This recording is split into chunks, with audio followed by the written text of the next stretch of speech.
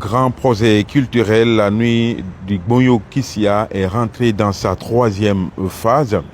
Ce samedi 28 février 2026, 500 jeunes ont bénéficié d'une formation gratuite en entrepreneuriat, en développement local, mais aussi en communication.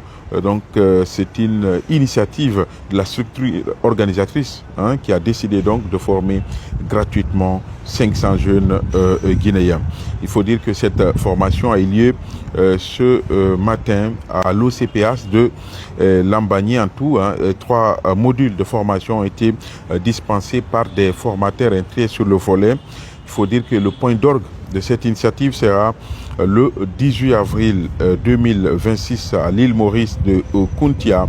L'objectif, c'est de célébrer l'identité kissienne et promouvoir le patrimoine kissi. Je suis Tolno Augustin Farah. Je suis Tolno Augustin Farah, commissaire général de ce grand projet culturel, la nuit du Gbonyo Kissia. Aujourd'hui, c'est la troisième phase du projet qui nous réunit aujourd'hui. C'est la formation gratuite de 500 jeunes en entrepreneuriat, développement local et la communication. Toujours dans ce projet, comme on l'a si bien dit, c'est offrir à la jeunesse guinéenne, aux jeunes, une formation de qualité avec les experts, comme celui qui est en train d'intervenir, M. Thomas Dorou. Et ce matin, on a eu avec M. Jean-Pierre Tolno, business coach, une formation en entrepreneuriat et développement local. Au-delà du côté festif, c'est le côté entrepreneurial et puis formation et l'accompagnement. C'est quoi le final? Aujourd'hui, c'est le projet, c'est un projet culturel, la nuit du Gbonyo Kissia. Le but final, c'est de célébrer la nuit du Gbonyo Kissia, un concept, une danse ludique qui va se clôturer le 18 avril 2026 aux îles Maurice de Kuntia à partir de 16h, où on va vivre le tout premier concert, le tout premier spectacle traditionnel debout de l'espace Kissi. Et il n'y aura que du folklore, des instruments Kissi, sans aucun instrument moderne. Donc il y aura du folklore, des Koussioua qu'on appelle les griots, les folklore qui traînent à l'intérieur du pays pour venir vivre et danser, faire danser les gens. On va vivre un événement exceptionnel. Il y aura la gastronomie culinaire kissienne, la forêt, il y aura du tombo, il y aura de l'agouti, il y aura du vin blanc. Toutes les spécialités kissiennes seront ce jour au rendez-vous.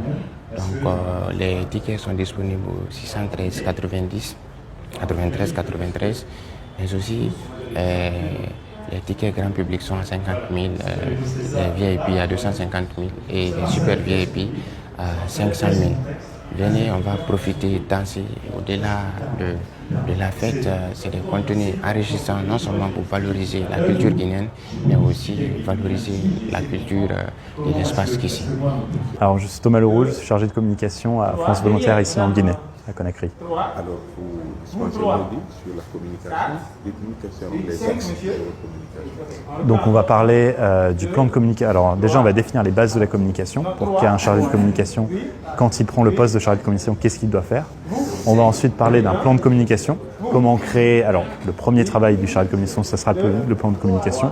Comment établir un plan, un public cible, un message et un calendrier pour bien faire passer les messages qu'on veut faire passer. Après, nous allons parler des outils qu'on peut utiliser pour faciliter cette communication-là. On parlera de Canva et de MailChimp, par exemple. Et nous terminerons par les éthiques de la communication, une partie très importante de la communication, puisqu'il faut avoir tout et n'importe quoi aujourd'hui passe sur les réseaux sociaux. Donc c'est hyper important qu'on ait des futurs chargés de communication qui fassent de manière éthique et qui passent un message qui est bien pour le public et bien pour son organisation. Donc voilà. Parce que si on regarde actuellement notre espace, notamment les chargés de communication sur les réseaux sociaux, est-ce qu'il y a un défi, il y a un problème? Oui, c'était un peu peut-être une généralisation de dire que tous les chargés de communication sont problématiques, mais oui, il y a tout et n'importe quoi qui sont communiqués pour faire le buzz, pour faire passer un message de façon rapide, mais c'est pas tout le temps des messages vrais, c'est pas tout le temps des messages bienveillants, et ça, il faut faire très attention. C'est pour ça que l'éthique est hyper importante dans la communication. Je suis Béatrice Yaleno, je suis entrepreneur. J'évolue dans le domaine de la saponification. Alors, aujourd'hui, vous prenez part à une formation sur la communication, développement local. Qu'est-ce que vous avez tiré? D'abord, je tiens à féliciter les organisateurs de cette initiative. Et aujourd'hui, apprendre sur le domaine de l'entrepreneuriat, du développement local et de la communication a été avantageux pour moi. Alors, vous avez tiré quelques leçons? Bien sûr. Pourquoi? Cela m'a permis de renforcer mes capacités en entrepreneuriat, d'avoir une notion sur le développement local, ainsi que la communication institutionnelle et entrepreneuriale. Merci beaucoup. Merci.